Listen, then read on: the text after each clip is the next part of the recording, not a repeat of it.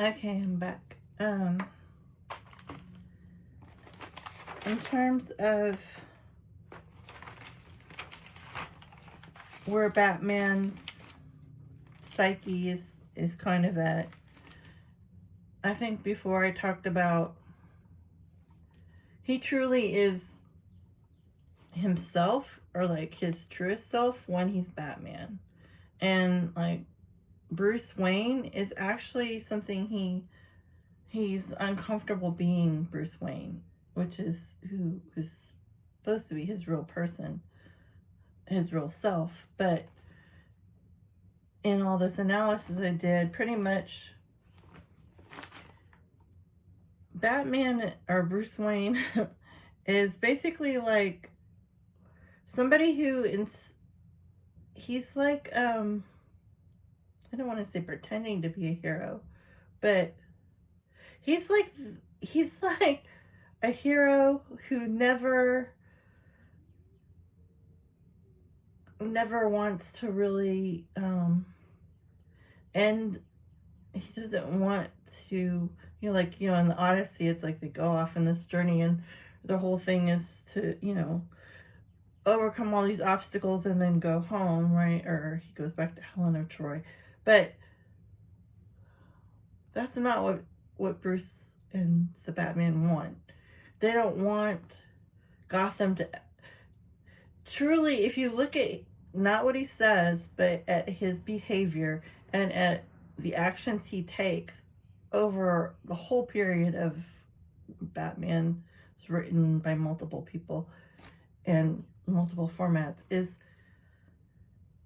he literally doesn't want the battle to ever end. He's locked into Gotham like it's this perfect organism for him to basically never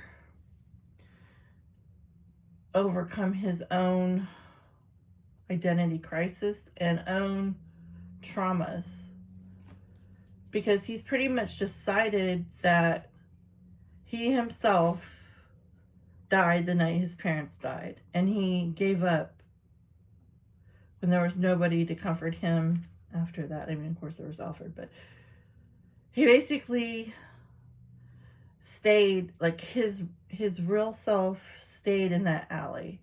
And that's why he's so alive and he's so powerful and so motivated when he's, trolling the alleyways, and the city night after night after night looking for criminals and to sort of, keep this going. It's like he's basically every day back in that alley, and every criminal, every villain he encounters, they're really just fractures of his own dissociated state. Like he's kind of a real candidate for dissociative disorder, in that a child that went through such a trauma to see both their parents murdered in front of them, like such a violent crime, of that child would need, in order to be able to push through that identity crisis or trauma, to go on to continue to grow as a person into who they're supposed to be, that would have needed to be aggressively dealt with then. Because once you're out of, like, I used to think it was age 5. I think it's really age 7. It's definitely before age 10. Once you're out of that range, emotionally, like, a part of your psyche, personality, who you are as an identity, is solidified. And it hits kind of like how, like, we say, like, oh, at 18 or at 21, you're now an adult. Kind of the same thing. Like, a part of your persona is, it stops being as malleable, as flexible, as open to change. And then you're really, and then any sort of disorder you had before then would then be, I don't want, it's more like it's a fixed point. I wouldn't say it's definitely not something you couldn't overcome with the right relationship therapies, I don't know, intensive whatever, psychoanalysis. You could, but you'd be dealing with something that had already formed. So you would have to then deal with that. Now, a dissociative state would be where you, this happens a lot of times to victims of violence. Definitely children who witness like violence on a regular basis, or undergo child abuse or child neglect or some sexual abuse, some form of a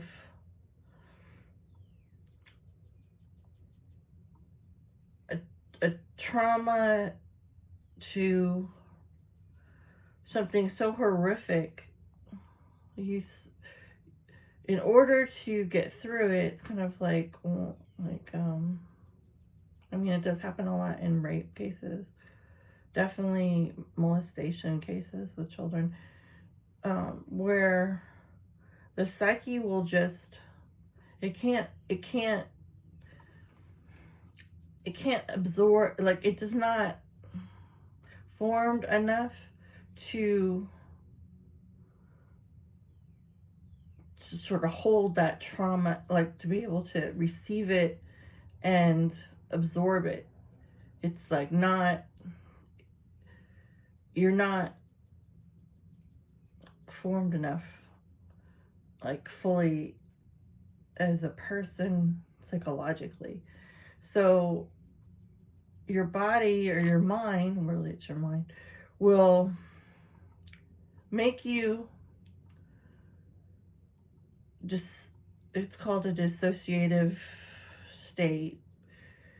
It'll splinter off part of what's happening. So your memory will be affected. This is where a lot of like nightmares, it's a lot about somatic system in your body, so psychosomatic. So this is why a lot of times victims of violence they maybe not remember somebody's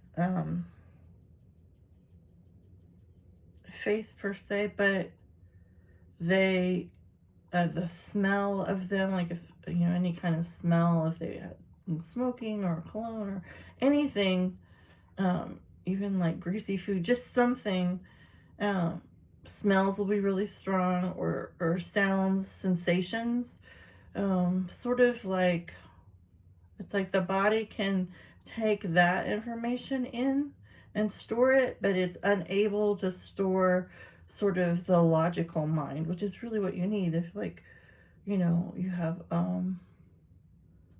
like you're trying to gather evidence at a police report or in a court proceeding. You would want, the facts, you want the logical, what happened, where was it, what did they look like, what were they wearing. That's what the authorities need, but that is actually the hardest information to retrieve from somebody who has been so acutely violated, okay? Because there's different parts of your brain that can sort of handle things, and your brain will just like kind of store things for later, which is why victims of violence or abuse or even neglect, the kind of suffering neglected children go through if they they're not given proper nutrition, or they're sitting around in dirty diapers, or in cold or filthy conditions, not being touched, all these things, or being touched inappropriately. Uh, it's like certain parts of it will be absorbed. The part that is just too much will be shut down, will be shut off. So it's hard. That's why a lot of times it's like, I know from stuff from like the child abuse from my own mom, and like the head injury she gave me when I was 4. Like, it's like, well, how could you, in the fire she set our house on fire while we were in it when I was like 3. And I can remember the fire way more than the parts about the head injury. Head injury, I can more just remember, like, she took me. She wasn't supposed to have me, like, by herself. She wasn't supposed to be driving. She was like a medicated schizophrenic, and she just sort of took off with me. My dad couldn't control her to keep her from doing it, and I remember just driving the car with her, and like how erratic, and her screaming and just being petrified. And I remember being in the hospital afterwards with the injury itself and waiting for, my mom was in jail at that point. Her grandparents to come from another state to come get me, and like the bandages on my head. Like, I remember all that, but the actual incident itself is like, it's not like, wait, it's like, how can you forget the most important part? Like, isn't that like, doesn't make any sense, right? It'd be like, that would be like the thing you would remember the most. But as a child, it's like, your brain it'll store it, and then like that's why a lot of times post-traumatic childhood, especially the PTSD, it'll all come out in dreams, all come out in nightmares or night terrors. Night terrors is what I had. They're horrible. Night terrors is like, you're almost like paralyzed, where you can't move, but like you're having dreams where you're being chased or hurt. So it's like, what you want to do most is get up and run, but it's like you can't. Anyway, that's just super common. So how it's set up in the Batman experience, it's that so severe was his trauma about this, that it's almost like he becomes kind of the shell of himself. He leaves like his real personality, or his real, whoever he was going to be, his essence, as your psychological essence,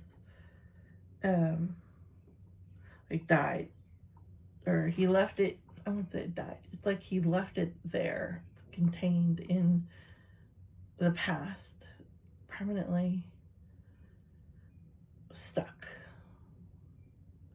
So what leaves the alley is not that. It's more like the shell of him, or his body, like, and what emotions he does have, or personality he does have.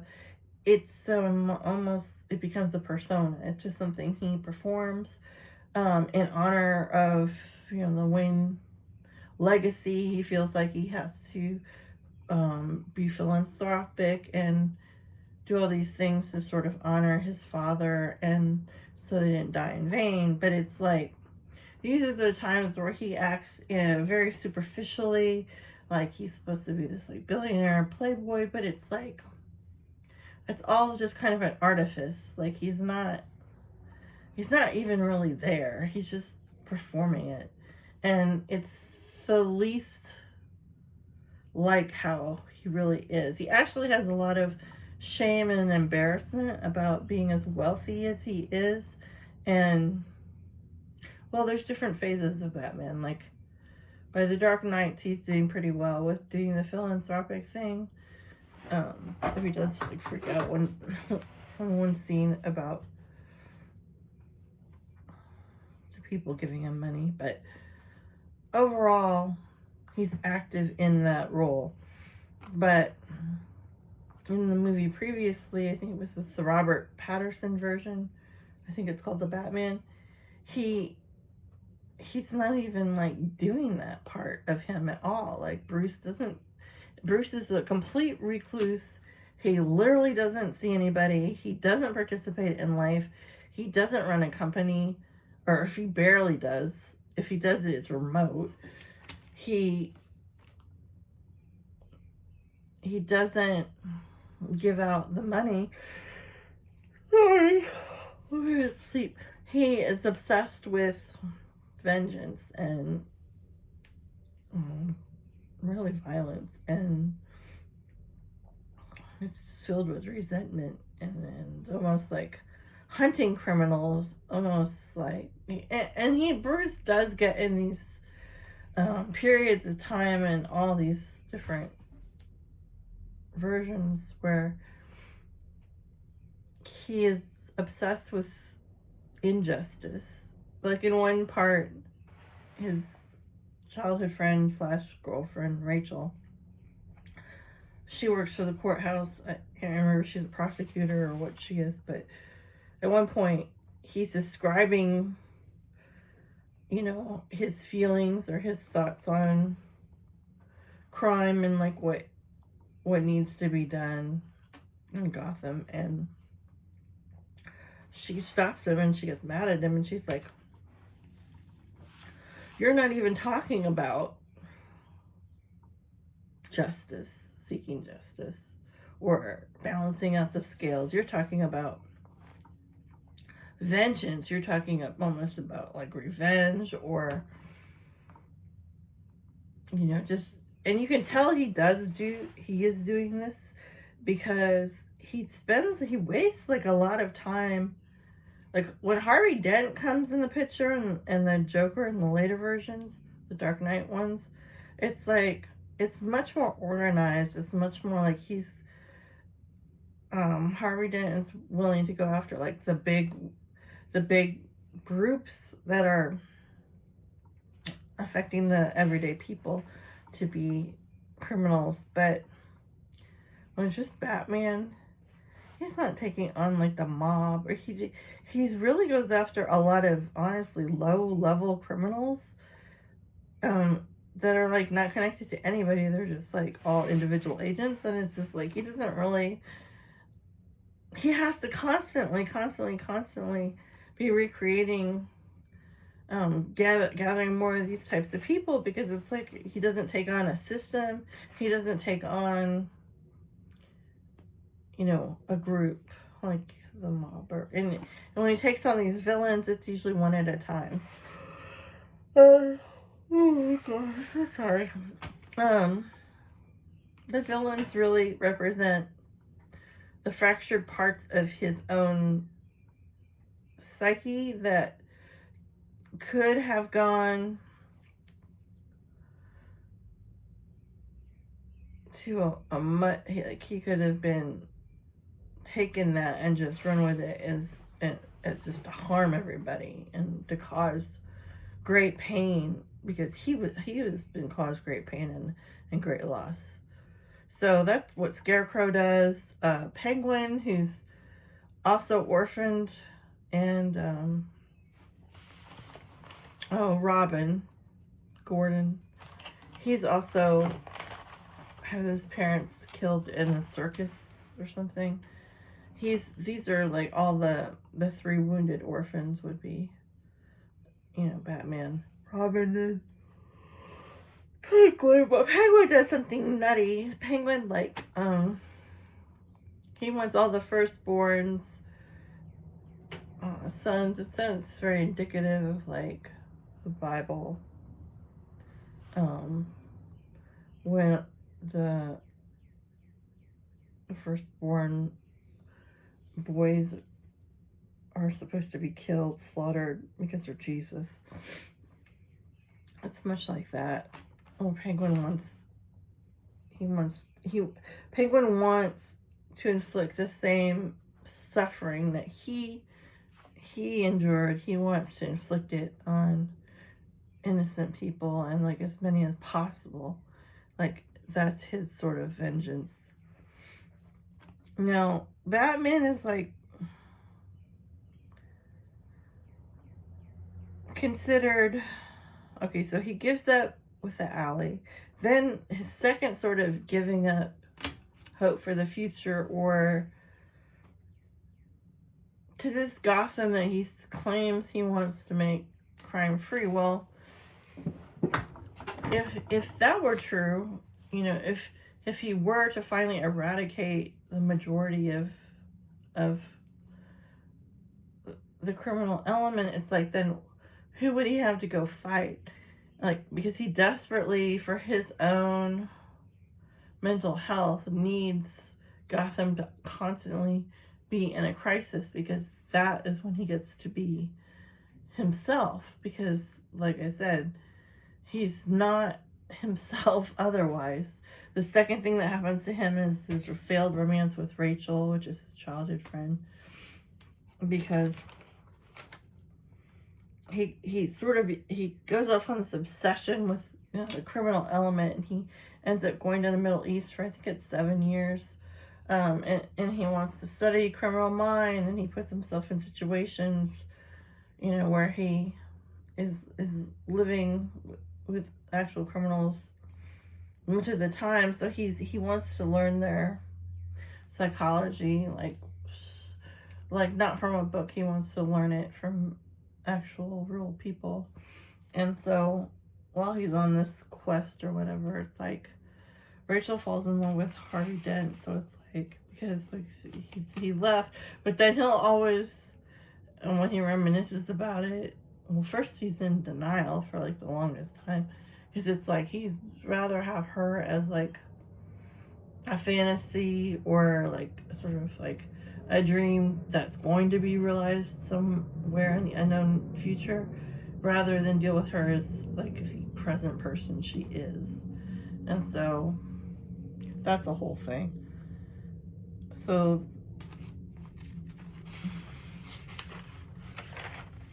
that doesn't help him at all, because it gives him more of a chance to dissociate. And when people dissociate, sometimes they'll have a splitting off of personalities. Now, this isn't like Sybil and like multiple personality disorder. This is kind of a lighter version of that, but it's like, or you would have different parts of personality that come out to protect you, and they're called alters. So somebody with, you know, a fractured identity could have, it's almost like disassociated parts of their own soul or psyche, and they make them external. So that's how they get these other alters. So he has that issue. But basically he doesn't really want to have a future. Because to have a future, he would have to fix like 30 years worth of running from who he was in that alleyway. And he's never faced any of it, really, besides creating the Batman, which is an ideal character to, like, sort of like a Robin Hood, to save the people. But it's like, he hasn't faced his own issues from childhood, like whatsoever, like zero. He's done nothing about it, or on that. his work on himself is always physical or martial arts, or he's always, or fundraising for Dwayne Corporation so he can give money to the needy. It's like he's like the king of he wants everything to not be he wants, he's a huge overthinker, but he wants to sort of blame or put responsibility onto these outside forces, and he sort of makes them bigger than they are, more important than they are, which, like, somebody like a narcissistic, like the Riddler, is thrilled about this because it means he gets more attention from Batman. He gets more energy from just their conflict. He feeds off it. So does the Joker, honestly. Now, Batman doesn't. Okay, so a lot of talk about Batman as like, oh, he's such, he's so stoic. He never shows emotion. He's so strong, and but it's like, really, he's just he's basically disassociated, and he's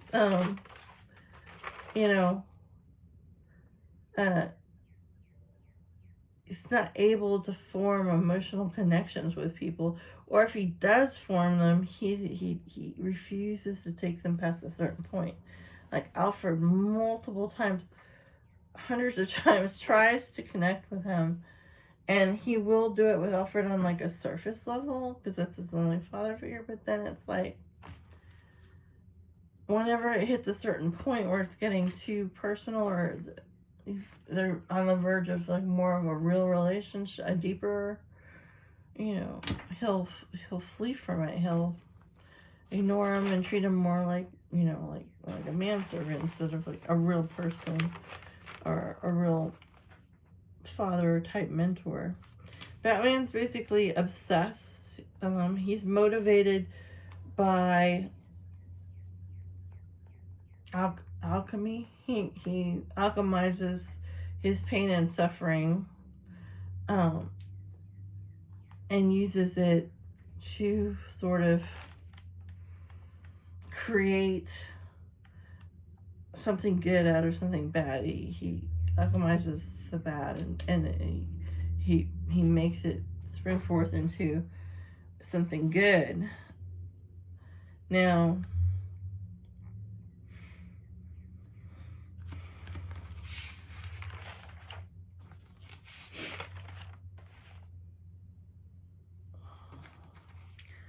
the different types,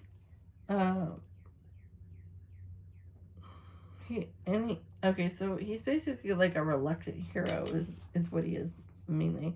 He doesn't have the capacity as a human being to hold whatever the universe might deliver to him as, dharma or whatever, because he has so much blame and resentment toward, it's all turned inward towards himself, and like not being able to save his parents. And he has this intense fear of bats, which there's a scene at the beginning where he falls down a well, and they're surrounded by bats. He can't stand them, and I think Rachel can't help him because she's also little, so she runs off and gets his dad, and his dad's able to pull him out of there. But that's also a metaphor for him trying to integrate his shadow. He doesn't really integrate it, because if he did integrate it, then he might have a chance to reclaim part of those disassociated parts of him, but he doesn't.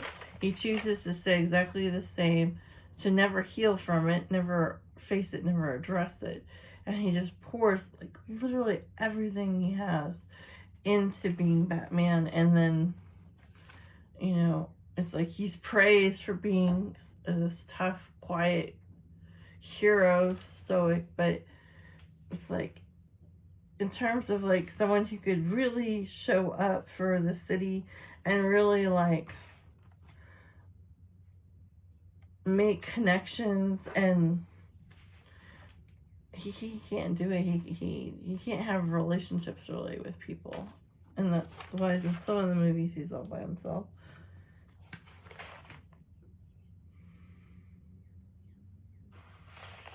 Alright. I'm going to stop this right here.